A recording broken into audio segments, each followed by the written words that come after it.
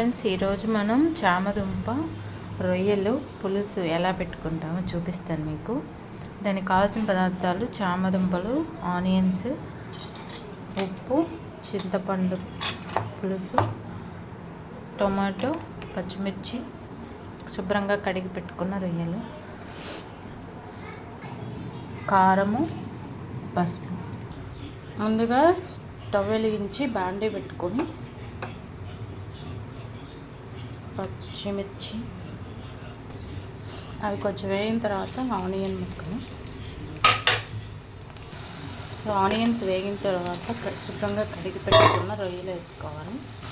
ఇప్పుడు ఈ రొయ్యలలో కొంచెం కొంచెం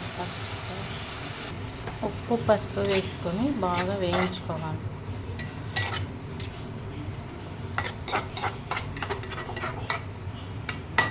ఈ నీరంతా బాగా ఎగిరిపోయిన దాకా బాగా వేయించుకోవాలండి.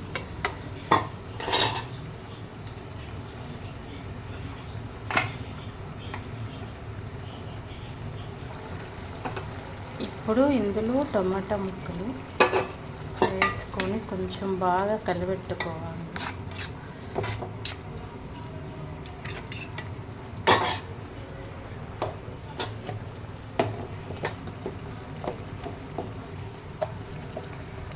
కొంచెం కారం కూడా వేసుకోవాలి, రుచికి తగ్గట్టు కారము.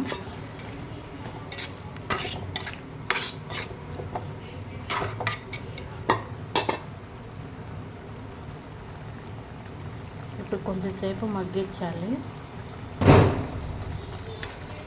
కూర కొంచెం దగ్గర పడిందని ఇప్పుడు చామదుంప ముక్కలు వేసుకోవాలి.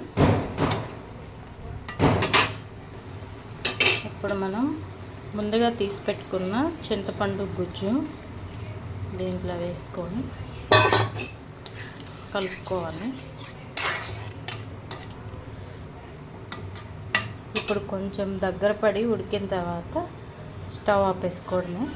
చాలా టేస్టీగా ఉంటుందండి, ఒకసారి ట్రై చేయండి కర్రీని.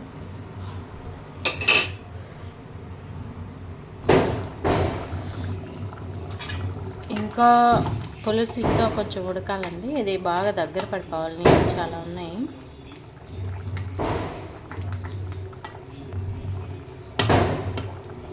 కొంచెం సేపు వెయిట్ చేద్దాం.